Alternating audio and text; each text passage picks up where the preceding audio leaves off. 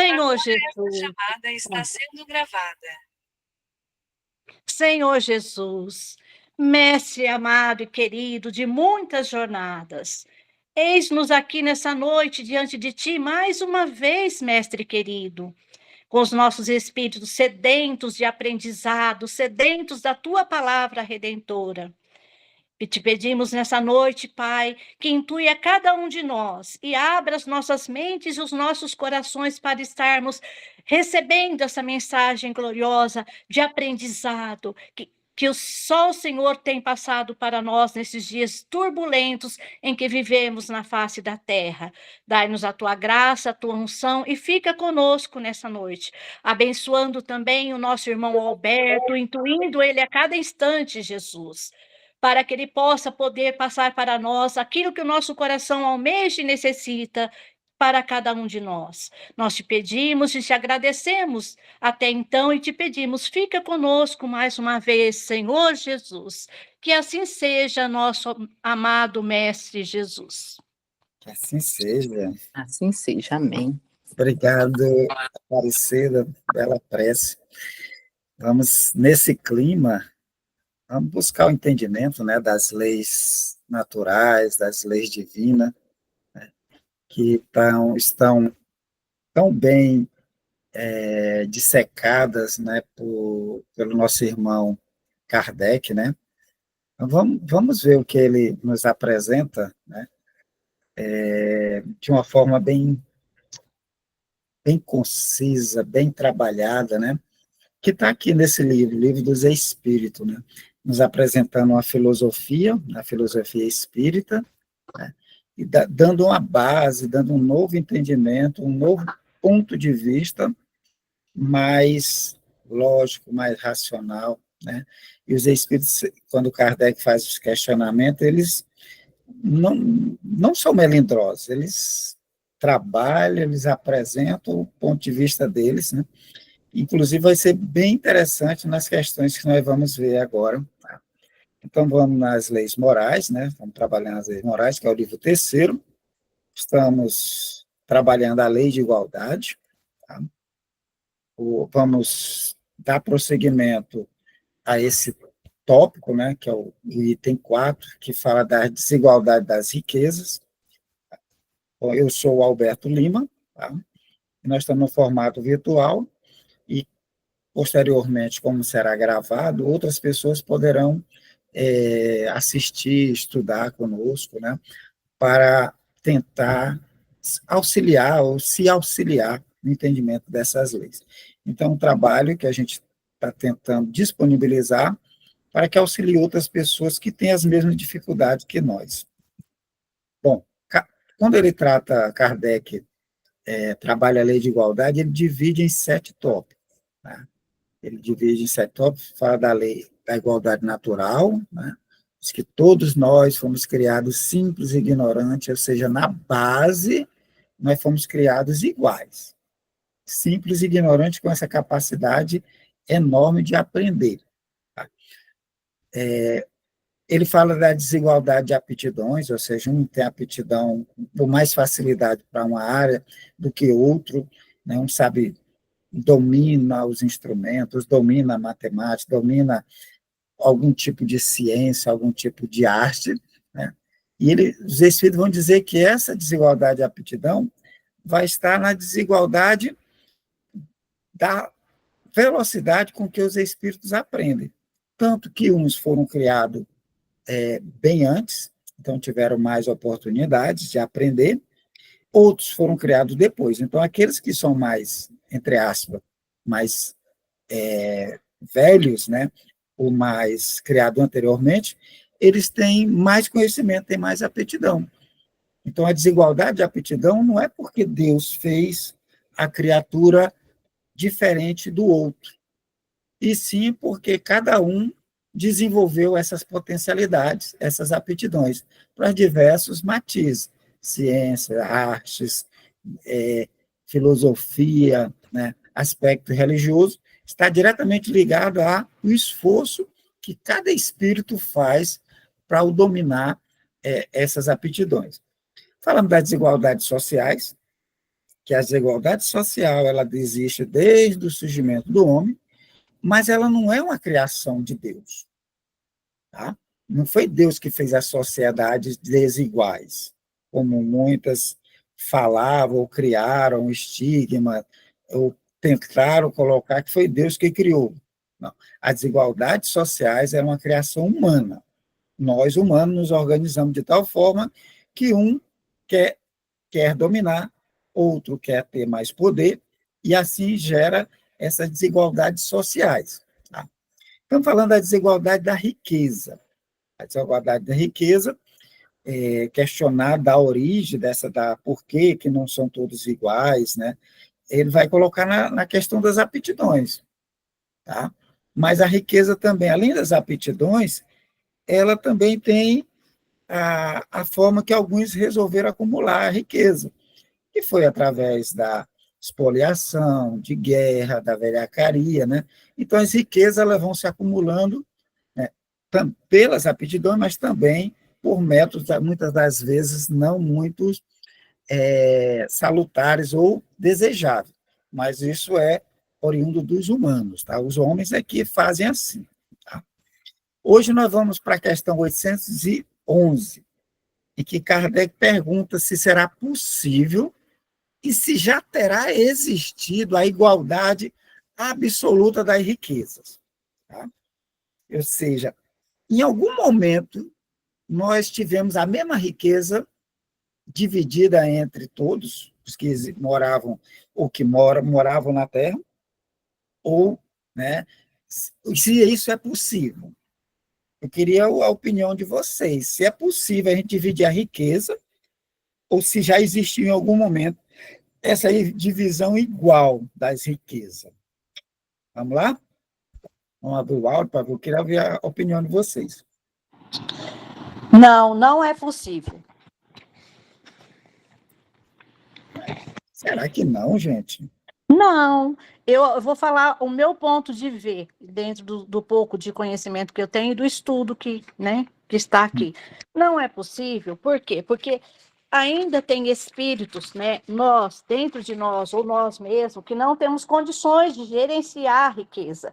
Que se essa riqueza fosse repartida entre todos, a quantidade ficaria, assim, eu creio que mínima, né, diante da quantidade de seres que existem, e também na hora de gerenciar, a própria pessoa não sabe. Eu vou falar de uma experiência que tivemos aqui próximo a nós. Tem uns sem terras que pegaram uma fazenda aqui em Dumont, e dentro de pouco tempo, enquanto eles tiravam os eucaliptos que tinham lá, né, foram bem. Eles compraram peruas, compraram as coisas, e mais ou menos uns 5 anos depois passou a situação deles, que eles estavam em situação de extrema miséria, de pobreza, com peruas velhas. Eles não tinham nem plantado horta sequer no fundo das suas casas. Então, a pessoa não tem essa capacidade ainda de gerenciar, de gerenciamento. Não está dentro dele ainda, não é todos que têm essa capacidade. Interessante. Mas a gente vê algumas ideias, né, que são pregadas, né, que uns acumulam muita riqueza, estão explorando demais os outros, né, e que o ideal seria dividir essa riqueza. Né? Em algum momento, vocês acham que já teve isso? Lá na pré-história, vivendo em comuna, será que era tudo igual, essa divisão? Ou se é mesmo possível? E aí? Vamos dar um subsídio, vamos lá. Olha só, fui sobre a divisão da riqueza, tem um relatório de 2024, né, do banco Credit Suisse. Né?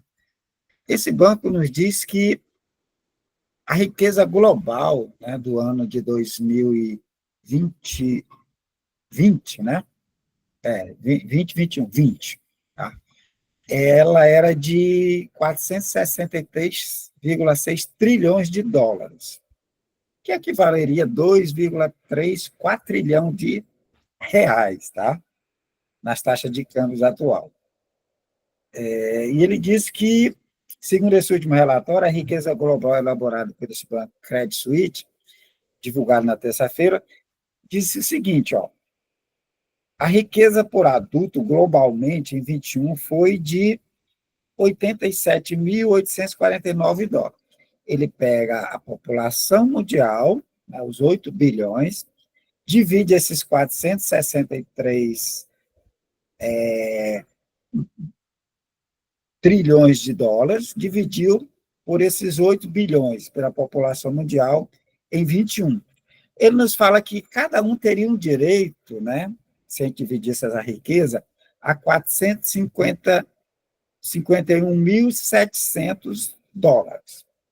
Ou, aliás, reais, né? Dólar será 87.849 dólares, que pelo nosso câmbio seria 451.700 reais, né?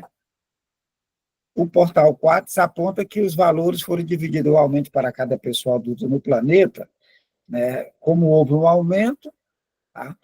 Para 24 seria R$ 514.200, né? Se a gente dividisse a riqueza toda em reais, seria 514 mil. É uma grana até razoável, né? Isso, a fonte é da Época Negócio, do Globo.com, a economia, tá? Essa fonte aqui embaixo. Ou seja, se dividir essa riqueza toda, né, 514 mil reais. Uma granazinha até interessante, né? 514 mil, o que a gente pode fazer com 514 mil reais, né? Em 2020, no ano passado? O que dava para comprar, o que dava para montar, né? Então, essa possibilidade, né? Dividir a riqueza toda, não ficaria, não é tão pouquinho, né? Mas o que o Alberto faria com 514 mil reais, né? Interessante. De imediato, poxa, é um valor razoável, né? Mas quem iria trabalhar? É uma questão que você colocaria. Eu, com 514 mil, eu iria trabalhar? Acho que eu não ia trabalhar, né?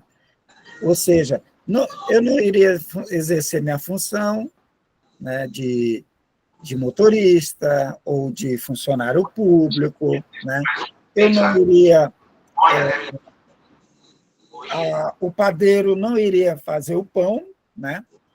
O funcionário do supermercado que nos oferece a limpeza, a organização, provavelmente ele não iria trabalhar no supermercado, né? No caixa. Ou seja, será que a gente, com esse dinheiro em mão, a gente iria trabalhar? O que aconteceria se cada um resolvesse por si só, né, não fazer nada? Como é que a gente ia se suprir? Então, teria vários questionamentos para a gente colocar. O dinheiro é razoável, mas quem iria trabalhar? Quem ia dirigir o ônibus? Quem iria produzir o carro? Eu vou de carro, mas... Ora, se não, cada funcionário da empresa lá tivesse montado, da montadora, tivesse esse dinheiro, eles iriam trabalhar? Ou seja, não iria ter funcionário, não iria ter carro, não iria ter eletros, ia causar uma situação bem interessante. Você teria o dinheiro, mas não teria aonde comprar, né? Porque as criaturas... Vai, quem levanta? Vai, Janete. Boa noite, Alberto. Boa noite a todos, né? Agora, Alberto, a gente tem que pensar assim, quando você fala, você está pensando uma pessoa como você, né? Tipo assim, eu não iria trabalhar, eu não iria, mas as pessoas são diferentes, porque tem pessoas que têm a riqueza e são pessoas ativas, tanto que tem pessoas que se aposentam e querem continuar a trabalhar. Claro que existem aqueles pobres, também sem educação, sem instrução e preguiçosos, que mesmo com dinheiro ou sem dinheiro não iam trabalhar. Aí eu lembrando aqui, porque eu vou pegar o gancho de Aparecida, né? Que foi distribuído lá, aquelas pessoas com 5 anos, eles já estavam na miséria. Só que, assim, pessoas, que tipo de pessoas, né, aquele grupo, teve instrução, teve ajuda, teve algum auxílio para se resolver aqui? Porque não é todo mundo, se somos diferentes, eu recebo uma coisa, eu vou fazer alguma coisa com aquilo. O outro, talvez, né, não vá. Eu agora não faço. E, entendeu? Eu digo assim, é muito complexo dizer assim, ninguém vai trabalhar, ninguém vai fazer aquilo. Poxa, eu sou eu, você é você, o outro é o outro. Então, somos diferentes. Claro que eu não estou dizendo isso que ia ser igual, de jeito nenhum ia ser igual. Ia sempre acontecer essa diferença, essa desigualdade. Mas não é só por isso, porque a pessoa ia parar, ia ficar de braço cruzado. Não, é porque somos diferentes. Aquele ia fazer uma coisa, aquele ia fazer outra, independente se tivesse com dinheiro ou não. Janete, Até você mesmo, Concordo com você. Janete, vamos lá, Roberto, Janete. Você deixa eu com só complementar aqui, 450 deixa eu só mil, complementar, deixa eu só estar complementado. Se ninguém fizer nada, ninguém come, ninguém veste, ninguém vai viver, vai ficar... Isso mesmo. Quem come, quem veste? Aí é complicado, alguém tem que trabalhar. Agora, a renda tem que ser um pouco melhor equilibrada, entendeu? Mas, assim, se for na sua visão, não, ninguém vai fazer nada, eu não vou dirigir, eu não vou fazer isso. Como é que você vai comer, amigo? Se o camarada que planta não vai produzir?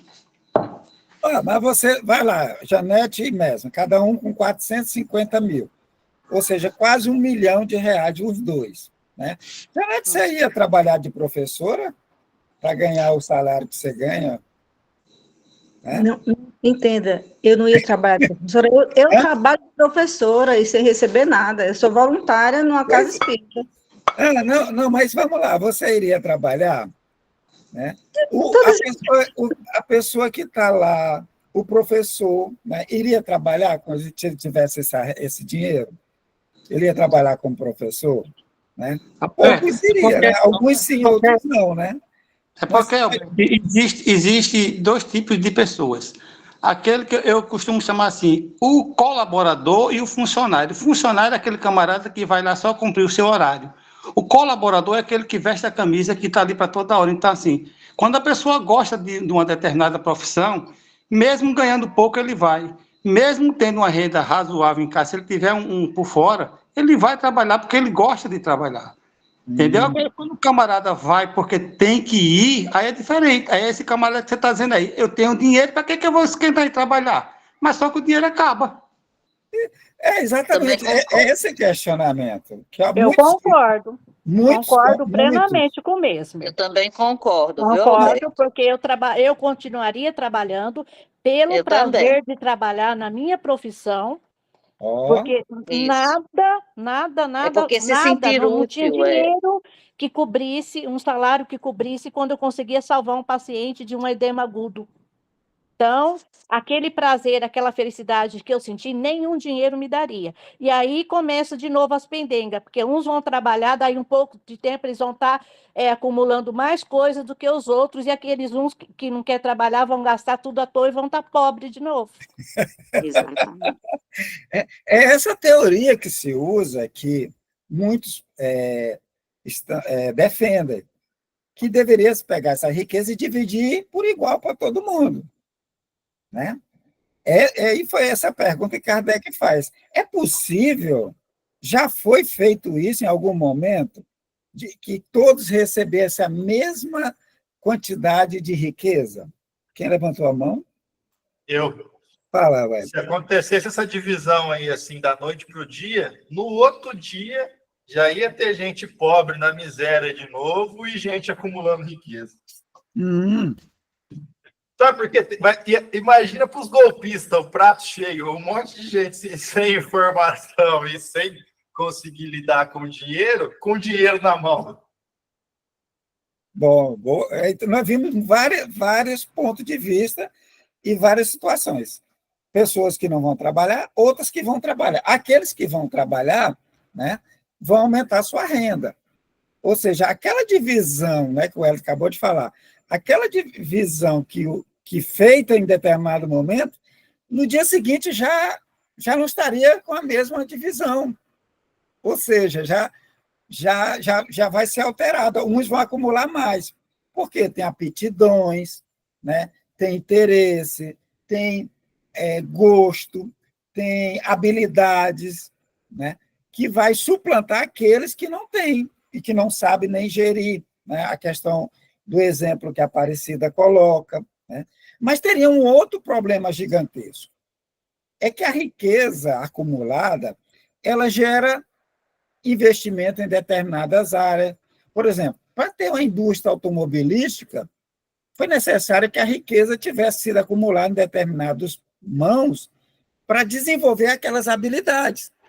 Essa riqueza diminuta na mão de muitos, ou em tentativa igualitária, ela não geraria a tecnologia, né? Os avanços seriam mínimos, porque para avançar a tecnologia, né, avançar em determinadas pesquisas, precisa investimento de recursos. Se não houvesse investimento de recursos, se essa riqueza não fosse direcionada, as tecnologias de combustível, de eletricidade, a gente provavelmente ainda estaria na época, né, ali pela Idade Média ainda, se tivéssemos, em termos de avanço. Né? A indústria farmacêutica e a área da saúde são dois exemplos gigantescos disso. Às vezes a gente tem algum medicamento aqui que hoje em dia é fornecido aí a um valor de, por exemplo, 10, 15 reais, que lá no início foi gasto milhões para desenvolver, para chegar naquele elemento ali, naquela fórmula, naquele medicamento. Então, por exemplo, ia ficar limitado a 514 mil aí, ó. Então, não teria esse 1 milhão, por exemplo, para investir para desenvolver um medicamento, para desenvolver aquele robô que eles utilizam lá para fazer cirurgia à distância. E um ponto interessante nisso, que esse valor, ele só chega a esse valor agora porque houve o quê? Tecnologias que aumentaram a riqueza. Imagine lá atrás que não havia essa tecnologia e que a riqueza era a base só do ouro. O que sobraria para cada um? Só naquele metal, que não uma empresa que vale bilhões de dólares, né? Uma empresa como a Apple, né? Uma Starlink, ou seja, que foi através do uso da tecnologia que ela gerou essa riqueza toda. Se fosse só pelo acúmulo de metais, como havia antigamente, essa riqueza era muito menor. Né? Quem levantou a mão? Foi eu, Marília. Oi, Marília. Boa noite, gente. Oi, seja bem-vinda. O Elton falou essa questão da medicação, e aí eu lembrei que, inclusive, até hoje tem medicações muito caras, que muita gente não tem acesso, né? A gente vê hoje em dia na internet muita vaquinha para conseguir uma medicação, para um tratamento específico que só tem nos Estados Unidos. Aí quando você vai ver o valor da medicação é 10 milhões de reais, que assim, é um dinheiro absurdo. Às vezes eu fiquei, até ontem mesmo eu comentei isso, fiquei me perguntando por que essa medicação é tão cara, não é ela salva vidas, mas não é acessível para quase ninguém, né? Porque quem tem 10 milhões para comprar uma medicação vai morrer, é muito difícil. Hoje em dia tem essa questão das vaquinhas, né? Que acaba, o pessoal está bem solidário, junto, cada um vai dando um pouquinho ali e consegue comprar, né? Para quem precisa. Mas hoje a gente tem ainda isso, né? Da medicação. E observe que a vaquinha é uma forma de distribuir a riqueza, né? Você tira um pouquinho, e você forma, acumula um determinado volume ou valor, né? Ou seja, já aquela ideia de igualdade, né, já estaria suplantada, né? E falando nisso, eu não sei se vocês acompanharam aquela menina que caiu na montanha lá, acho que foi na Indonésia, não lembro o lugar, que deu o maior auê aqui no Brasil, né, que é Juliana, eu acho o nome dela. E o pessoal fez uma vaquinha para o rapaz que foi salvar ela. Só a vaquinha desse rapaz deu 500 mil reais, quase 1 milhão de reais. Transformando na moeda deles lá, ele ia ficar com muito, mas assim, muito dinheiro no caso deles. E eu achei engraçado que assim, a riqueza foi só para um, todo mundo juntou para pagar e aquela pessoa ficou, né? Talvez seja até o caso do que a gente está falando, não saiba nem usufruir desse dinheiro. Sim, tá? Então eu trouxe esse cálculo aqui, que hoje, atualmente, 2024, estaria esse valor razoável, né? Mas se a gente remetesse que sem essa tecnologia que foi produzida pelas riquezas, acúmulo das riquezas, esses valores seriam muito menores, né? Muito irrisórios, né? Porque aí voltamos ao questionamento. Será possível, já terá existido a igualdade absoluta das riquezas? né? Então, essa foi a pergunta de Kardec. A resposta dos espíritos, sem melindre. Não é possível e não existiu em nenhum momento essa igualdade absoluta das riquezas. Ele disse, não é possível. Gente, 1857, ele já diz, olha, não é possível que haja essa igualdade absoluta de riqueza. A isso se opõe a diversidade das faculdades e dos caracteres, né? Ou seja, a criatura mais sábia, mais inteligente, mais determinada, né? Eu, fulano de tal, tenho dinheiro, não quero trabalhar. Fulano, eu pego um copo d'água ali para mim, eu te pago. Pronto. Aquela pessoa que vai pegar o copo d'água já estaria com valor acima do outro, né? Ou seja, essa diversidade de faculdades, caracteres, impede que haja essa igualdade absoluta, né, da divisão da riqueza, né? Aí o Helder Senna diz, um mundo de igualdade é um sonho, mas um mundo com menos diferença é possível, né? Então, de igualdade é uma coisa improvável. O Espírito diz que não tem como fazer isso, nunca existiu, tá? E Kardec, então, não fica satisfeito, ele faz uma subpergunta. Há, no entanto, homens que julgam ser esse o remédio dos males da sociedade. Aí nós vamos ver várias filosofias, teorias, né? Por exemplo, a teoria comunista, ela se pauta nisso, em que se deve pegar as riquezas e dividir, né, para todos terem o mesmo valor. E que foi muito assodado, teve muito estímulo a revoluções, buscando esse tipo de ideal, né? A Rússia, 1817, a Revolução Chinesa, né, por essa época também, um pouco depois, em que se pautava essa busca, né? Ou o carro-chefe seria essa divisão, porque tinha muita gente com riqueza, vamos tomar essa riqueza e vamos dividir em pé de igualdade. Tentou-se, né? Mas já vimos que a Rússia abandonou isso há mais de 30 anos. A Rússia tentou, mas viu que não dava certo. Em alguns países comunistas ainda tentam, né? Mas o que se observa não é bem isso. O valor é para ser igual, mas não é tão igual, né? Então, Kardec, já na sua época, ele faz questionamento. No entanto, homens que julgam ser esse o remédio aos males da sociedade. O mal da sociedade é o acúmulo da riqueza por uns e a miséria por outros. Aí ele diz, o que pensar a esse respeito? O que os espíritos pensam a esse respeito, né? Aí ele vai dizer, são cultores de sistema. As pessoas que trabalham nessa ideia de dividir a riqueza, que tudo vai ficar igual, são pessoas que cultuam o sistema, ou ambiciosos, cheios de inveja. Uma pessoa que defende um sistema em que deve-se dividir a riqueza para tudo de forma igual, está cultuando o sistema, ou tem inveja daqueles que têm riqueza. Ele não quer nem ser rico, não quer que o outro seja rico. O problema é esse. Ele tem inveja porque o outro é rico. Olha só a colocação. Ele não tem melindre, não, aqui com o Espírito de Verdade. Tá? Não compreende que a igualdade com que Sônia seria, a curto prazo, desfeita pela força das coisas. Eu estou com preguiça de pegar um copo d'água. Fulano, pega ali para mim. De imediato, essa igualdade já sumiria. Eu preciso, na minha escola, todo mundo, e agora quem vai trabalhar na escola? Né? O professor, não vou, aqueles que não gostam, aí vem o outro, eu vou. De imediato, aquele já vai ter mais riqueza do que o outro. Então, de imediato, vai haver essa mudança.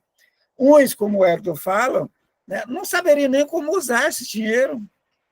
Vêm os espertalhões e aplicariam o golpe, né?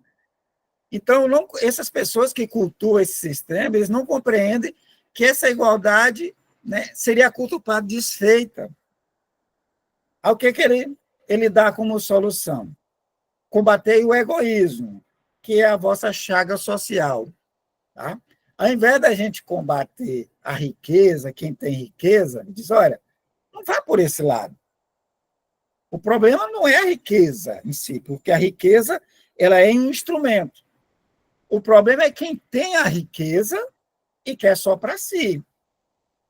Quem tem a riqueza e não faz ela girar ou produzir outras riquezas. Esse é que é o problema.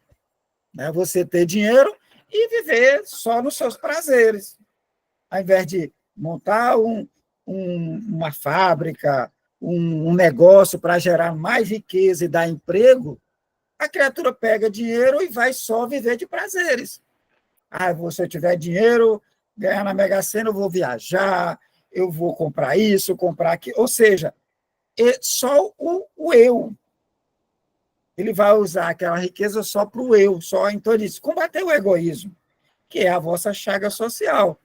Então, o que gera desigualdade, o que gera desconfortos sociais, né, o que gera muitas vezes miséria e usurpação, é esse egoísmo. O cara querer pagar um salário de miséria, vendo a situação de falta de instrução, ele não querer pagar o salário, como ocorre em muitos não tanto nas capitais, mas nos interiores, que não se pagam nem o salário mínimo, né? Há uma verdadeira exploração. Então, esse é o egoísmo, esse é a chaga. E não corras atrás de quimeras. Né? Essa é a pontadinha, né? O cutucão que o Espírito de Verdade dá, né? Para aqueles que estão querendo isso. Gente, já se tentou o regime comunista e a gente vê que gera mais miséria. E quando você vai olhar, tem sempre aquelas castas, né? Os chefes dos partidos têm seus privilégios, continuam do mesmo jeito. Né? E ocorre o quê? Fuga de capitais.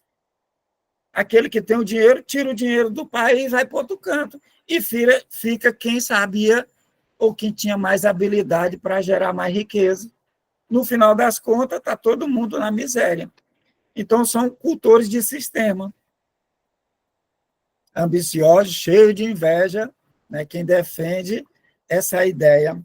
Vai, quem levantou a mão? Vai, Marília. Marília. Alberto, seria um exemplo a se pensar em relação, por exemplo, às empresas, os empresários, né? Porque existe essa questão dos empresários e os funcionários. E tem funcionários, não são todos, mas tem alguns que ficam criticando quem é empresário. Só quer ganhar dinheiro, só quer explorar, só quer ficar por cima. Mas se existisse essa igualdade na empresa, talvez as pessoas não quisessem exercer suas funções, né? Então, tem muito, eu não sei se é um exemplo que a gente pode trazer para o mínimo, assim, desse exemplo da sociedade, né, dessa questão da inveja, da ambição. Sim, há todo, como disse o Mesmer, né, há todo tipo de pessoas, né? Tem pessoas que o colaborador, como o Mesmer coloca, que veste a camisa, né? Porque ele gosta do que faz, ele sente prazer, para ele não é doloroso trabalhar, né, que é o tema do próximo questionamento. Para aquela criatura que é o colaborador que veste a camisa, estar ali é prazeroso. Quem levantou a mão? Vai, Janete.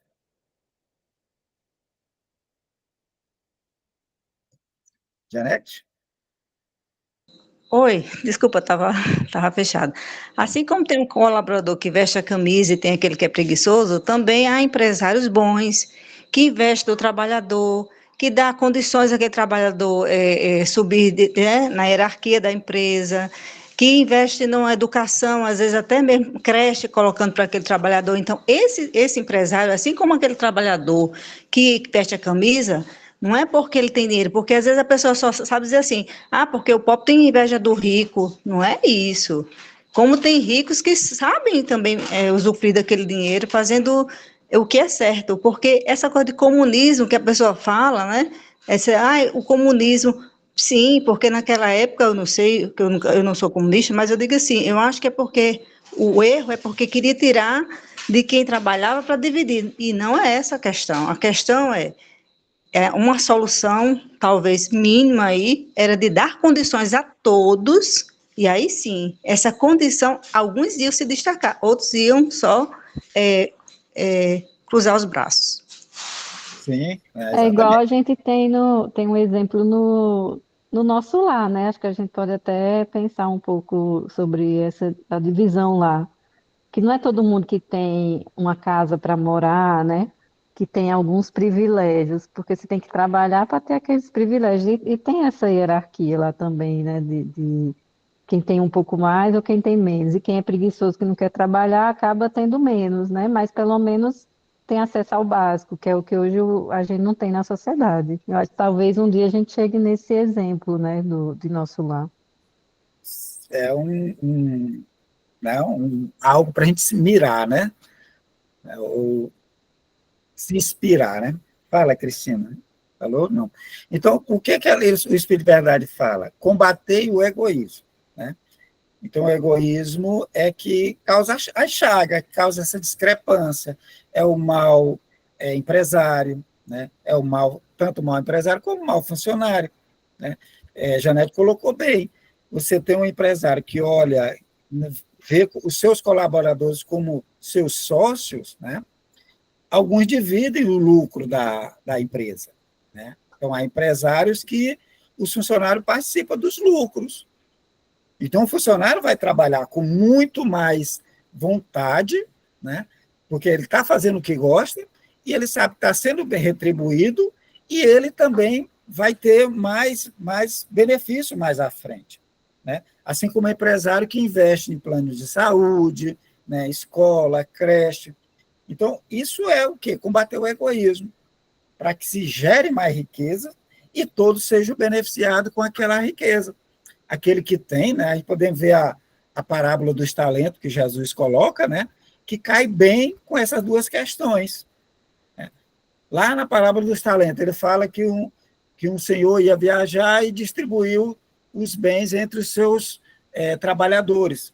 A um ele deu 5, outro ele deu 3, outro ele deu 1, conforme, né, já coloca na parábola, conforme as suas habilidades, as suas capacidades.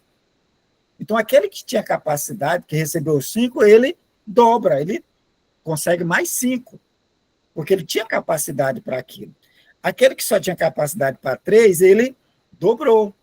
Aquele que tinha capacidade, só tinha capacidade para 1 talento, o que é que ele faz? Ele simplesmente enterra o talento, né? Ele não tinha capacidade. Se desse 5, ele ia enterrar também os 5, ele não tinha capacidade. Então, o Senhor sabia da capacidade de cada um, né?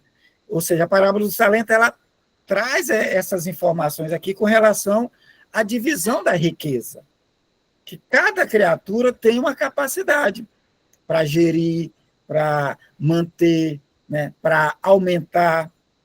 Então, por isso que a divisão ela não é possível, por causa dessas características, né? E ficar insistindo, divulgando ideias, né? Principalmente para aqueles que são ociosos e preguiçosos, que tem alguém que está tomando o que é dele, ele quer aqueles 514 mil, sem obra nenhuma, sem trabalhar de forma alguma, é entregar isso a ele e ele joga fora em pouco tempo, porque ele não tem essas habilidades, né? Então, combater o egoísmo, porque o egoísmo vai tornando a sociedade menos egóica, né? Mais solidária, né? O empresário vai olhar os seus colaboradores com outros olhos, né? Vai auxiliar, vai dividir, e muitos mais se beneficiarão, né? Tranquilo, gente? Eu acho que é suficiente por hoje. O que vocês acham? Muito bom. Então, a questão dessas riquezas, as duas perguntas aqui são doloridas para alguns, né? Eu nunca vou ter a riqueza, eu nunca vou ser rico. Gente, nós somos espíritos imortais, lembram? A riqueza, ela ou a gente já teve, ou a gente vai ter, tá? Porque nós precisamos passar por todos os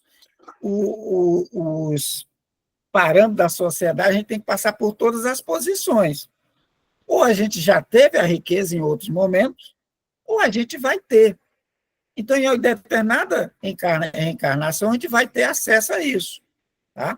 E ela não pode ser tudo ao mesmo tempo. Todo mundo tem a riqueza ao mesmo tempo. Não daria certo, é o que os espíritos estão falando. Mas, pela alternância de posição, se eu não tenho agora, eu vou me preparando para quando eu tiver a riqueza, eu saber fazer um bom uso. Tá?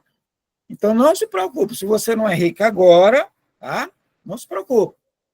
Pela ideia da reencarnação, você vai ser rico em determinado momento. Você vai ter essa oportunidade. Todos teremos essa oportunidade de passar pela prova da riqueza. Né? Lá no Evangelho segundo o Espiritismo, ele nos fala das provas da riqueza e da pobreza. E o interessante é que os espíritos vão dizer que a prova da riqueza ela se torna mais difícil do que a prova da pobreza. Ela se torna mais complicada. Não que a da pobreza seja fácil, mas a da riqueza se torna muito complicada, porque a criatura ela tem a oportunidade de extravasar todas as suas paixões. Ela vai ter os meios para extravasar. E muitos se perdem nessa prova. Então, não se aperreie, não queira avançar, ficar achando que a vida é só acumular riqueza, não. Então, com calma, tá? Aprendam, façam bom uso do que já tem, agradeça. E um dia, quem sabe, será nos dada essa oportunidade para a gente gerir a riqueza em prol do próximo, né? Ou do próximo. Tranquilo? A gente já pode ter sido rico também, né? E agora está na pobreza. Exatamente. Pela ideia que o Espiritismo nos coloca, se a gente hoje está pobre, possivelmente a gente já passou pela riqueza e parece que o negócio não foi muito bom, não. Voltou para a pobreza de novo. Alguém tem alguma pergunta? Eu não vou ficar juntando dinheiro, não. Não fui eu que esparramei. Alguém tem alguma pergunta, alguma colocação? Discorda?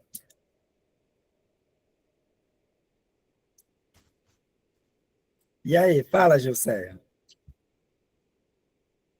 Alberto, é interessante, é que a riqueza realmente é bem mais difícil. Imagine aí, assim, vendo no mundo de hoje, né, com as possibilidades que se tem com dinheiro, e a tentação, né, o que se faz. E quando é pobre, há aquela coisa de dizer assim, se eu tivesse, eu faria, não faço porque eu não posso. É mais ou menos por aí, né? Aí você pensa você pensa melhor. Bom, a oportunidade, eu não tive a oportunidade, aí não faria. Se eu tivesse a oportunidade, se eu fosse médico, se eu fosse o dono da fazenda, né? A gente tem esse pensamento de vida, de amor ao próximo, coisas desse tipo. Então, quando a gente vê uma grosseria, uma atitude egoísta, né, do ser humano que nós somos, então a gente diz assim, nossa, ele faz isso porque tem dinheiro, porque tem o poder, porque tem isso, tem aquilo. É a nossa maneira de pensar, de criticar. Então, realmente é muito mais difícil quando se tem o dinheiro, porque com dinheiro se pode comprar até o poder, né, para determinadas funções. É mais ou menos isso, é bem interessante. Agora, com relação ao que a Janete falou, eu concordei e concordo no sentido de que realmente cada pessoa é um pensamento, é um mundo diferente. A gente não pode dizer que todas as pessoas iam parar de trabalhar com dinheiro ali na conta, porque que cada ser humano tem uma forma de pensar. Ela disse que trabalharia e trabalha voluntário. Eu acho que eu também trabalharia, que eu gosto, né? Se sentir útil, aquela coisa toda, e fazer o bem, assim, dentro da nossa mente. Mas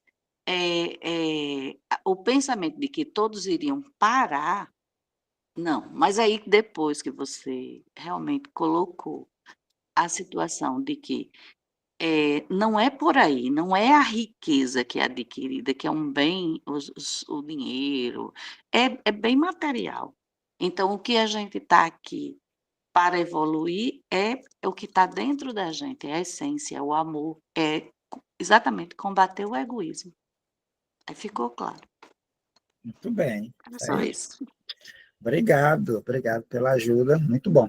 Tá? Então, isso corrobora a ideia do Espírito de Verdade, que não é possível, por causa da diversidade de aptidões. Divide aqueles que têm aptidão para o trabalho, vão trabalhar e vão tomar riqueza, entre aspas, daqueles que não querem trabalhar. Rapidamente, o que não quer trabalhar vai perder, porque vai ter que pagar alguém, né? E aquele que recebe vai acumular riqueza. Então, isso que é impossível. Então, é meras quimeras, né? A pessoa ficar achando que é possível isso, divulgando que é possível, que é o caso dos males sociais, está ligado ao acúmulo de riqueza. E não é bem isso. A gente vai ver nas próximas questões, tá? Que ele vai nos colocar outro posicionamento, né? É a questão do bem-estar, né? A questão do bem-estar é interessante, são as duas últimas questões que a gente vai ver no próximo encontro. Tranquilo? Vamos mudar, então, de assunto. Se ninguém tiver mais uma colocação, nós vamos mudar de assunto. Se tiverem, fale agora. Senão, a gente vai passar agora para o livro Os Mensageiros. Oi. É o seguinte, boa noite. Fala, Cris. Todo mundo fica com medo, está falando aí que não quer ficar rico, não quer passar por isso, mas eu quero sim passar, eu quero ter condições, eu quero ter dinheiro, sim, eu quero ter uma vida boa. Ué, não é hipocrisia não, ué. Eu quero, vou ajudar. Tudo bem. Vou ajudar. O que a gente deseja vai ter, tá? É saber se a gente vai estar preparado para ter, ou se a gente já teve e não estava preparado, entendeu? Está com saudade daquele que a gente teve também. Mas eu já vejo. Pode ter sido que eu não tenha sido preparada antes, talvez. Não sei, em outra já vejo. Mas agora eu já estou pronta. Mande que agora eu estou pronto, né, Cris? Gente, eu vejo o seguinte: quando você faz o que você gosta, o que você ganha é abençoado. É o que chamamos de dinheiro fêmea. Quando você trabalha no que você não gosta, você pode ganhar milhões, trilhões, você ainda não fica bem, você ainda não fica feliz. Então, o mais importante da vida é fazer o que você gosta, ganhar o suficiente para viver bem. Eu penso assim. Tudo bem. Vamos lá? Essa coisa da riqueza é bem interessante. Tem gente que já ficou dizendo que já está pronto. Se não, pode mandar o dinheiro, que agora eu dou conta. Foi muito boa, Cris. Mas vamos lá. A nossa leitura... Eu acho que Cris, Alberto, ela teve muitos recursos em vidas passadas. Ela ainda está com esse... Dentro dela ainda é aquela rainha toda, viu? Eu acho que sim, por aí também. A rainha Cristina não deixou ela de todo.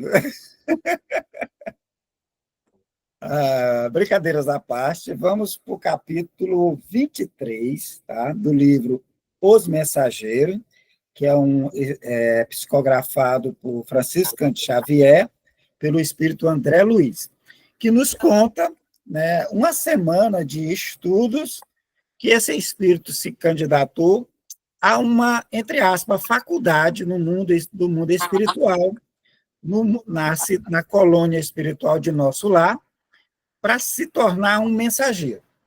Como é que é isso, Alberto? É só para ele vir trazer cartas? Não. O mensageiro, ele vem encarnar, ele se candidata para aprender a exercer uma determinada função, seja de médico, de político, de filósofo, seja de parte religiosa. Tá? Então, ele se prepara no mundo espiritual 10, 20, 30 anos para que ele venha colocar em prática tudo o que ele aprendeu. Essa é a ideia de formar mensageiro. Então, no início, ele nos mostra uma reunião de 3.000 ex-mensageiros que vieram com o propósito e faliram. 3.000. Entre eles, muitos espíritas. Tá? Feita essa introdução, eles fizeram uma viagem. André Luiz, o Aniceto, que é o mentor, e um colega do mesmo curso, que é Vicente. Eles viriam para a terra, para a costa de nosso lar, só que não viriam pela estrada principal, eles viriam conhecendo o atalho para se ambientar.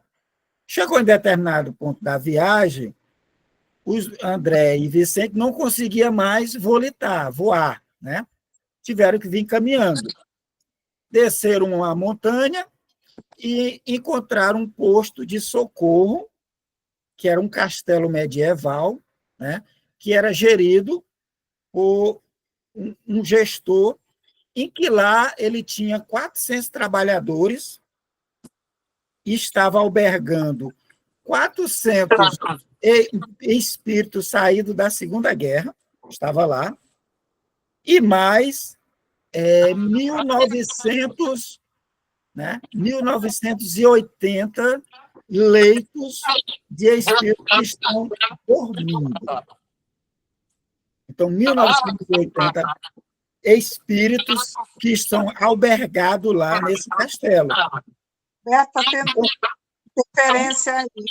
Tem um áudio aberto aí, não sei de quem é. É de Fátima. Fátima. Só um instante, Fátima. Fecha o teu áudio só um pouquinho. Então, André, ele é levado e mostra para nós, ou descreve, que eles são levados para o atendimento desses espíritos recém-trazidos do umbral. O posto de socorro é no umbral, tá? Então, eles são recolhidos, são levados para esse posto de socorro nesse castelo. Então, ele descreve que tinha 1980 espíritos lá precisando de tratamento. Alguns já estavam acordados, né, que ele chamou de espíritos dementados. Dementados é o espírito que acabou de acordar, estava dormindo, como se fosse um coma, tá? Um sono profundo, e eles acordam.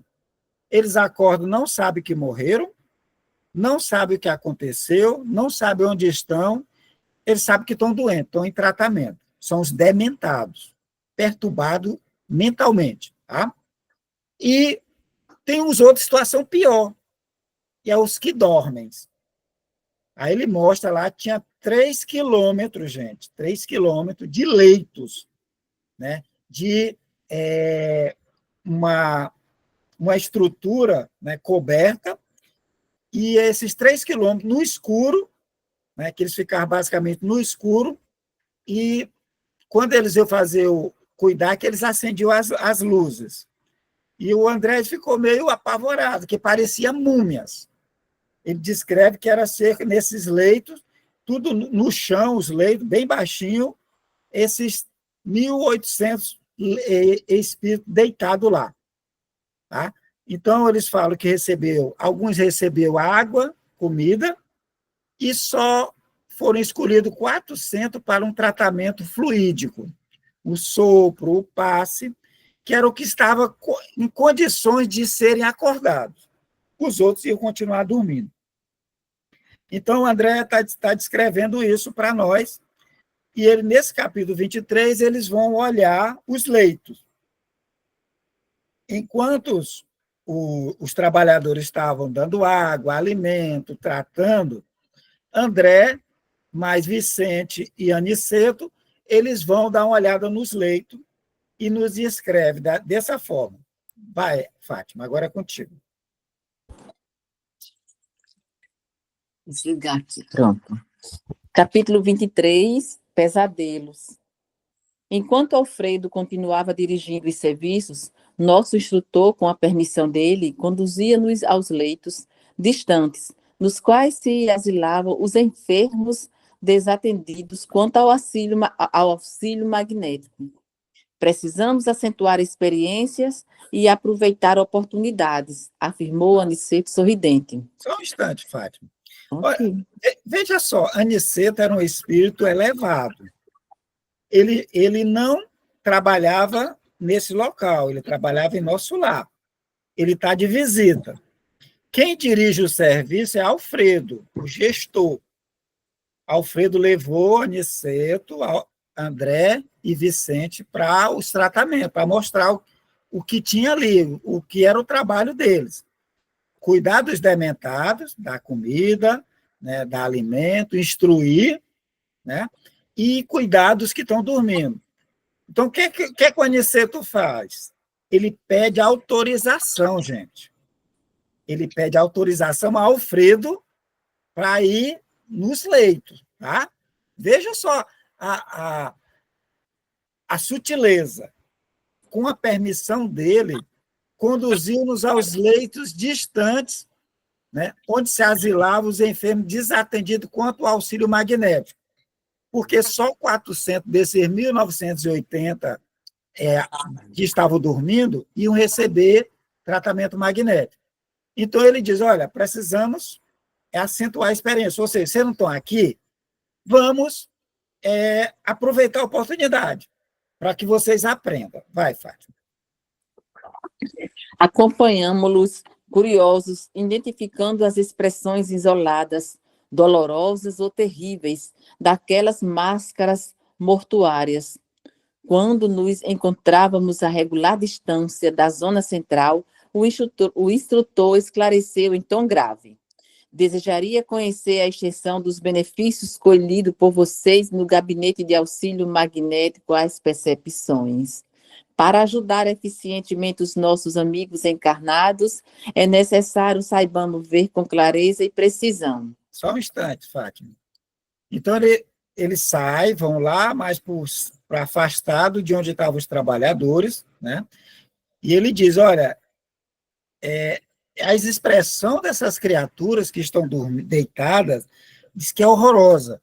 Ele chama de máscara mortuária. Dolorosa e terrível essa expressão.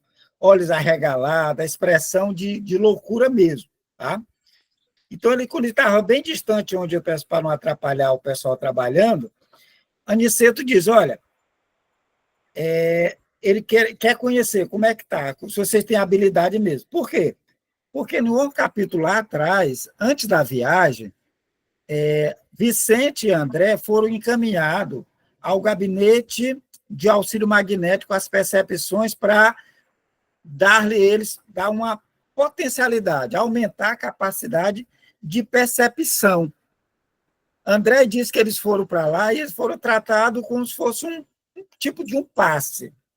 Eles não estavam dormindo, estavam acordados, não sentiram nada diferente. Aí o que o Aniceto está dizendo? Olha, vamos ver o que se a capacidade de vocês realmente está boa, se desenvolveu alguma coisa. Né? Então, ele diz, olha, por que isso? Porque para ajudar alguém, você tem que conhecer. Né? Os espíritos vão ajudar, o fulano está com aquela senhorinha, né? Do capítulo anterior, dos dementados, com a carinha de inocente, que queria voltar para casa, porque o marido estava ameaçando as filhas, dissipar o patrimônio. Né? Ou aquele senhor que queria voltar para pegar os escravos de volta. Ou outro que queria voltar para pegar a herança. Né? O gestor, ele tinha percepção e sabia que aquela senhorinha, né, ela estava ali porque ela tentou matar o marido. O outro queria tomar ou usurpar a herança dos primos. E o outro queria manter a escravidão. Então, eles, olha, para ajudar eficientemente os encarnados, é necessário saber com clareza e precisão. Ou seja, eles tinham que saber, quando fosse ajudar alguém, o que estava acontecendo. Sabendo o que está acontecendo, ou o que aconteceu, é mais fácil ajudar. E essa percepção que eles tinham recebido precisava ser testada. A Aniceto queria saber até quando ia, ou se eles realmente tinham adquirido essa habilidade. Vai, Fátima. Indicando os doentes imóveis, acrescentou: todos os que dormem nestes pavilhões permanecem dentro do mau sono. Mas teremos, porventura, nas zonas espirituais, o que estejam em bom sono? Interrogou Vicente de modo brusco. Sem dúvida, Respondeu Aniceto, solícito. Temo na esfera de nossas atividades os que repousam períodos curtos, quais trabalhadores retos que esperam repouso noturno, com a tranquilidade dos que sabem trabalhar e descansar, de consciência aliviada. Fez uma pausa, como quem estudava o melhor meio de sintetizar, por não perder tempo, e acentuou. Mas esses não precisam estacionar, como filhos da sombra, nas construções de emergência de um posto de socorro. Só um instante, Fátima. Então, o Aniceto olha para aquelas pessoas que estavam dormindo ali, ele diz, olha, todos esses daqui estão no mau sono.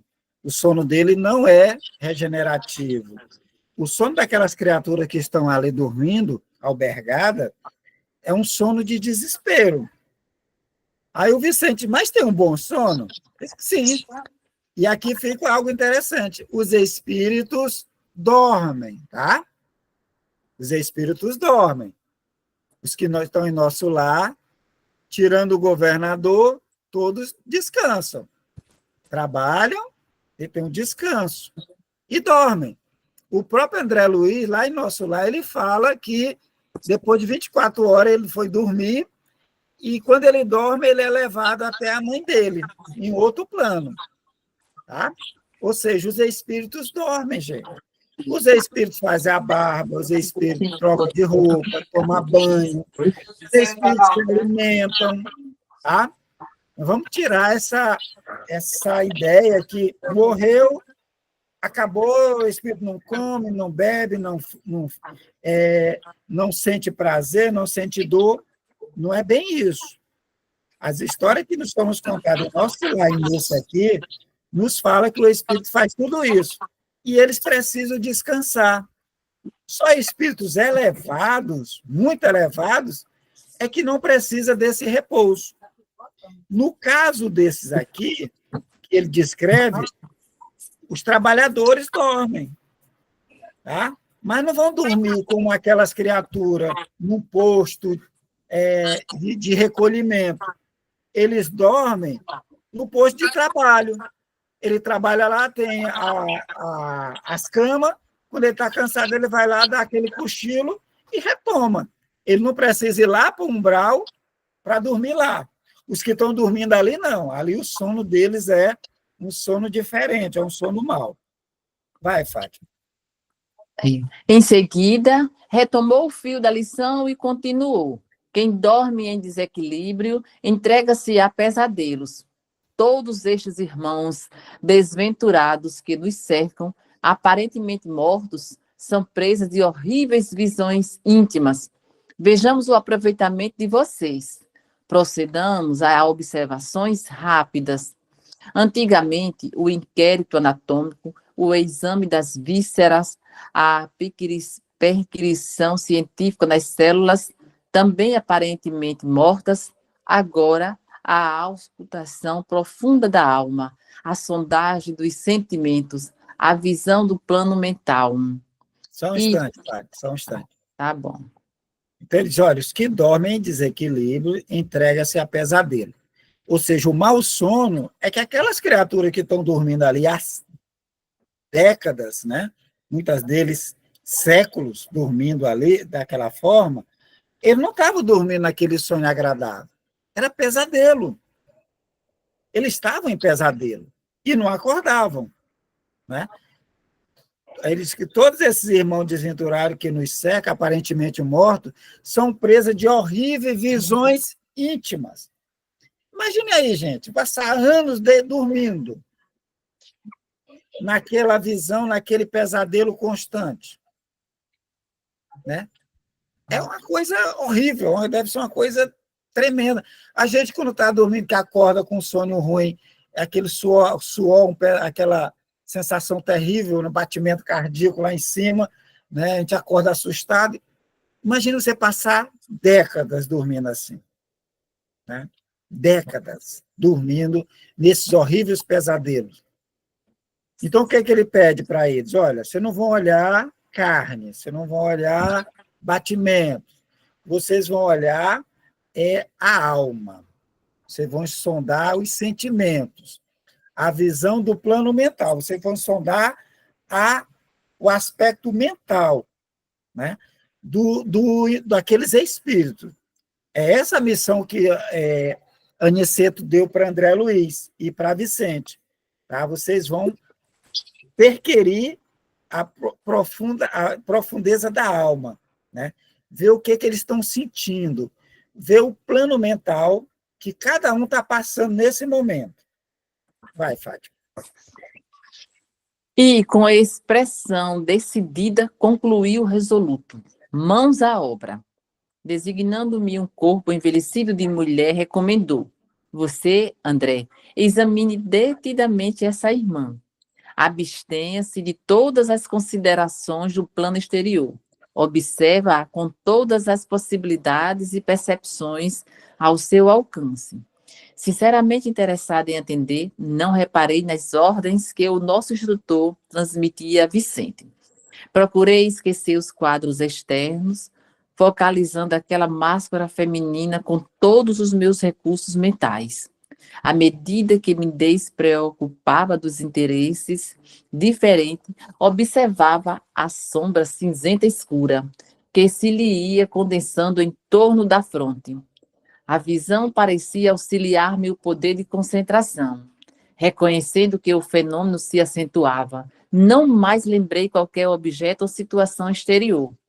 Estupefato, comecei a divisar formas movimentadas no âmbito da pequena tela sombria. Surgia uma casa modesta de cidade humilde. Tive a impressão de transpor-lhe a porta. Só um instante, Fátima. Tá. Então, o que André está descrevendo? Que cada espírito tem uma tela mental.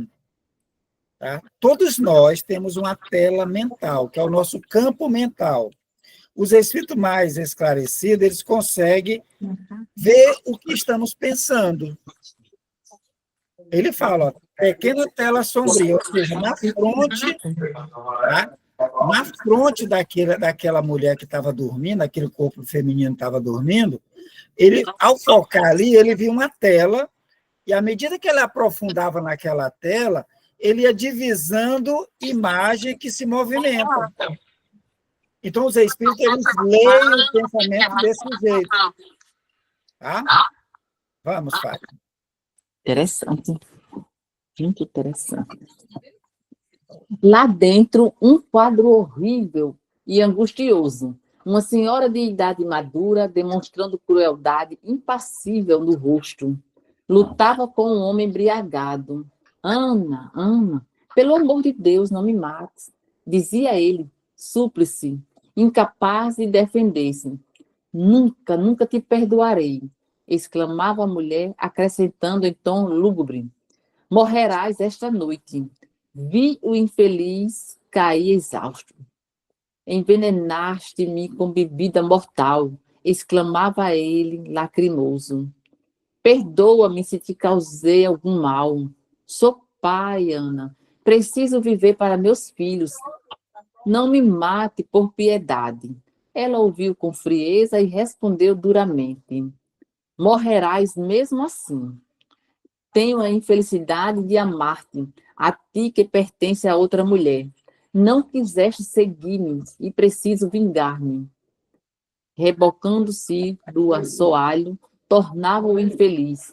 Deus sabe que estou arrependido do meu criminoso passado. Quero viver para o bem, Ana. Perdoa-me por amor do eterno Pai. Quem sabe poderei auxiliar-te como irmão. Ajuda-me para que eu te possa ajudar. Não me mates, não me mates. A mulher, porém, como se tivesse a maldade agravada, ao ouvir a expressão da virtude, tomou de um pesado martelo e exclamou: Deus não existe, Deus não existe, morrerás, infame. E, de súbito, crivou-lhe o crânio de marteladas surdas. O homem expirou sem um grito. Logo após, vi a criminosa conduzindo o cadáver em carrinho de mão, através de um trilho ermo. Acompanhava-lhe os movimentos com interesse. A noite estava muito escura, mas observei a parada junto à via férrea. Sondou os arredores, certificou-se do insulamento em que se encontrava e depôs a estranha carga sobre os trilhos. Via dispondo o cadáver para que a cabeça fosse decepada à passagem do comboio, retirando-se apressadamente, reconduzindo o pequeno carro vazio. Não esperei a máquina de ferro. Segui a mulher que me pareceu inquieta e pensativa. Antes, porém, que depusesse o carrinho no extenso quintal, vi que arregalava os olhos como louca, cercada de seres que me pareceram bandidos de negras vestes. Era ela agora quem acusava estranha embriaguez e pavor. Vencera um pobre homem vigilante, mas, a meu ver, seria vencida por seres mais perversos, talvez que ela própria. Acuda-me, acuda-me, gritava espavorida, e continuava a cena em que a desventurada golfava súplicas em vão. Só um instante, só um instante. Então, André, ele, ao focar no campo mental daquela criatura que estava deitada, dormindo, ele vai ver o que ela estava pensando, ele acessa as memórias, tá? Os espíritos mais elevados, eles têm capacidade de acessar as memórias e ver o que aconteceu. Então, aquela mulher, ela estava revivendo essas memórias. Então, o sono dela era todo revivendo isso, o que ela tinha feito, né? Então, a gente vê aqui um triângulo amoroso, duas mulheres, né?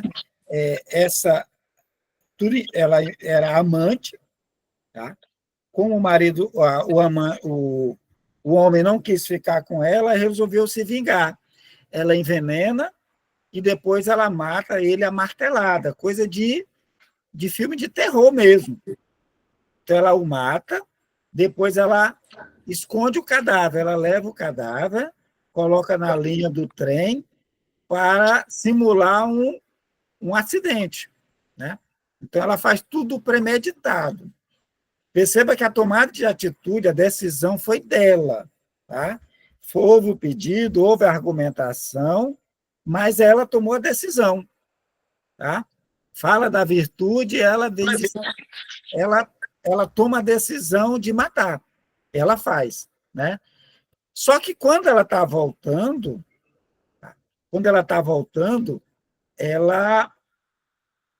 ela começa a ver, né? Ou começa a perceber a sintonia que ela entrou. Ela se sintoniza com espíritos perversos. Ela se achava perversa, ou era perversa, ela cruzou a linha e se sintonizou com espíritos mais perversos do que ela. Então, ela vence aquele homem, aquele ato dela ligou ela a espíritos perversos. E, ao a ver, ela enlouquece, ela fica pedindo ajuda, né? Então, ela faz essa ligação. Por livre escolha, livre-arbítrio, ela resolveu se ligar a espíritos perversos. Então, toda vez que eu cometo um ato, né, contra as leis divinas, aquilo fica gravado, gente. Aquilo fica gravado em mim, ou em qualquer um que faz. Tá? E onde a criatura estiver, aquele ato vai estar gravado. Ou seja, não é a divindade que tem um espírito que fica anotando num livro o que a gente fez de errado, não. A gente leva com a gente onde for. A gente não esquece aquilo. Toda vez que lembra, você repassa tudo. Você lembra de uma desavença ou algum momento ruim da sua vida, você relembra o que aconteceu de imediato. A memória está com você.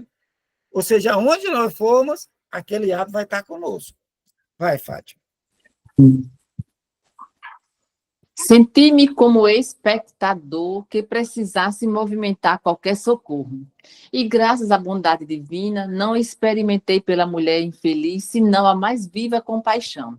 Ao primeiro impulso de revolta pelo crime consumado, recordei as lições já recebidas em nosso lar e pensei na possibilidade de ser a criminosa alguma pessoa querida ao meu coração. Se Ana estivesse no mundo ao meu lado, na família de sangue, não desejaria auxiliá-la? Por que haveria de acusá-la, se não lhe conhecia o passado total? Ter-lhe-ia dado a educação na infância, a bênção do lar, a segurança de um afeto sem manchas?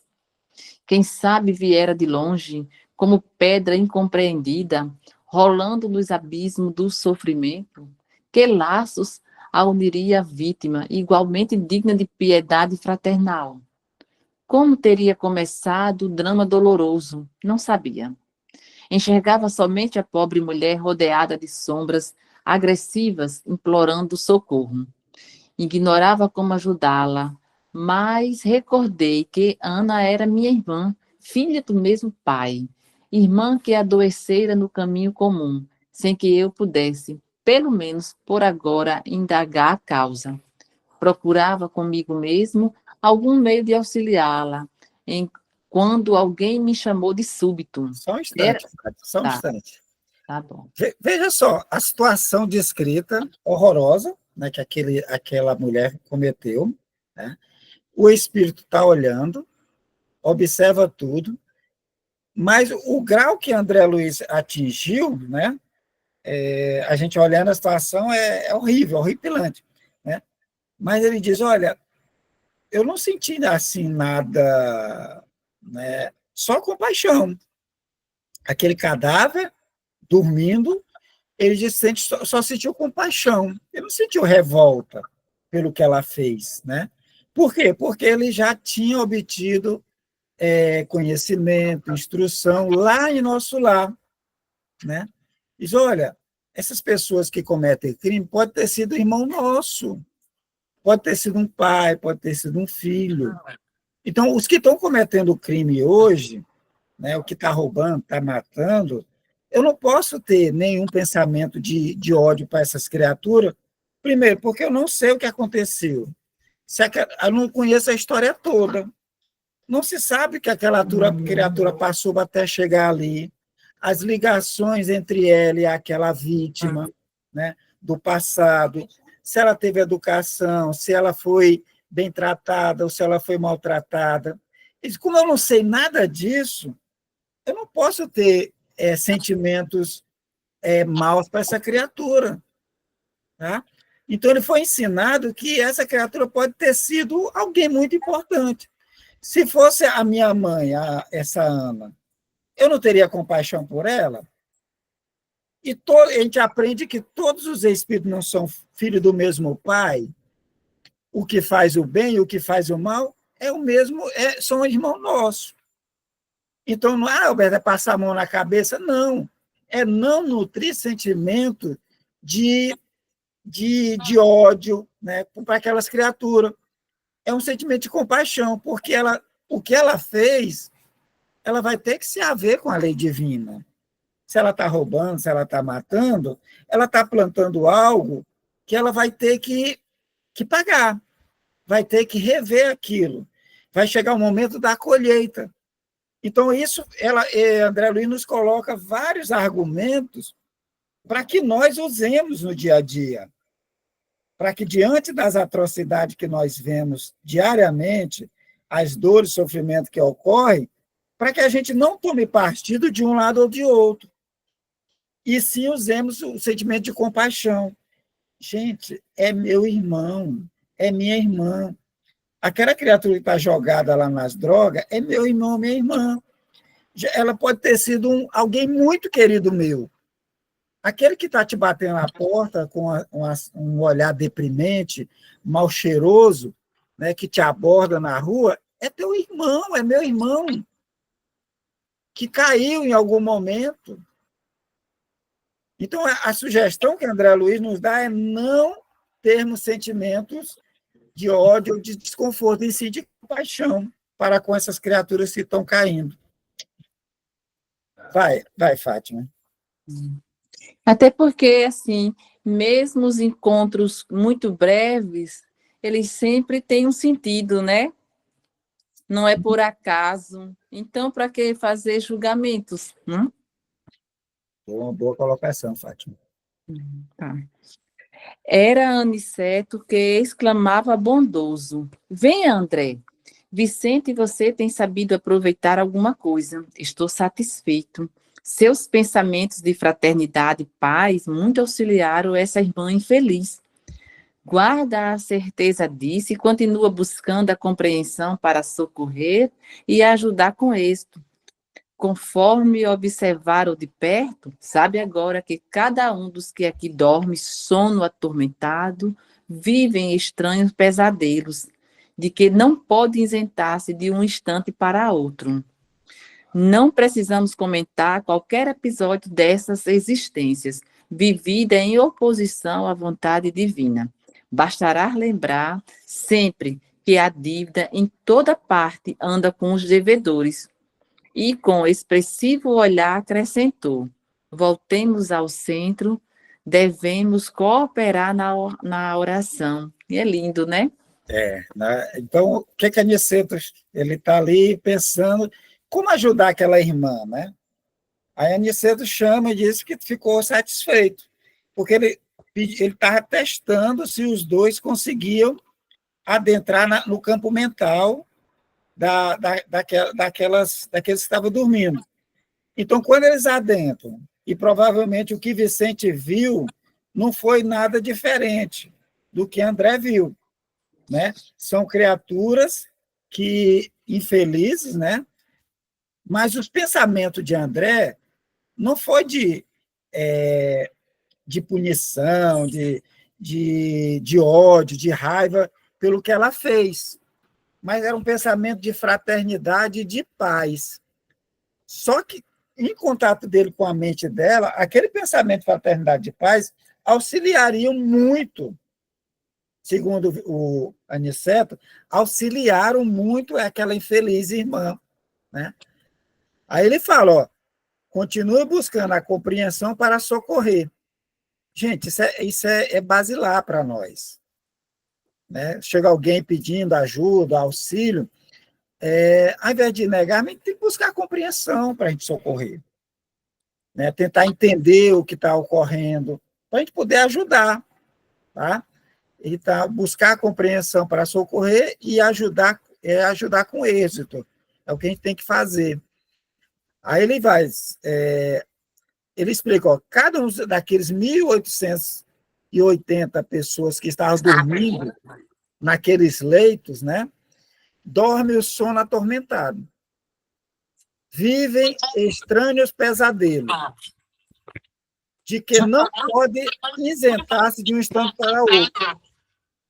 Ou seja, eles não conseguem sair daquilo. É como se fosse um sono em ciclos, ficava em ciclo o tempo todo, repetindo aquilo. Ele não consegue se livrar daquilo. E não vai conseguir, mesmo quando eles acordarem, eles não vão se livrar daqueles estranhos pesadelos, né? Aí eles não precisam comentar, né? Aqueles episódios dessas existências vividas em oposição à vontade divina. Por que ele diz isso? Porque aqueles pesadelos derivam de atos cometidos contra as leis divinas, lei de amor, lei de fraternidade. Então, quando aquela mulher mata aquele companheiro dela, aquele amante, né, ela praticou o ato contra a vontade divina. Ninguém reencarna para matar, gente. Ninguém reencarna para roubar. Ninguém reencarna para fazer o mal. Se fizermos isso, é contra a vontade, é contra a lei divina. E aí ele diz, bastará lembrar sempre que a dívida, em toda parte, anda com os devedores. Olha que legal. Ou seja, não é alguém anotando a nossa dívida lá no livro, olha, você fez isso, você fez aquilo.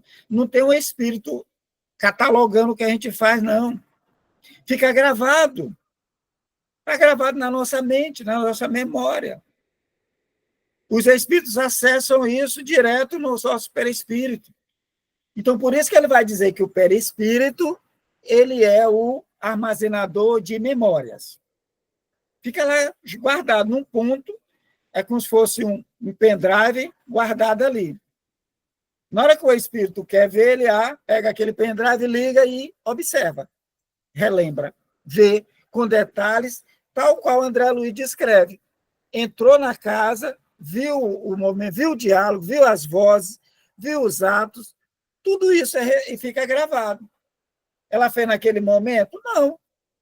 Talvez tenha feito aquilo há décadas e está presa naqueles pesadelos. Então, a dívida, em toda parte, anda com os devedores.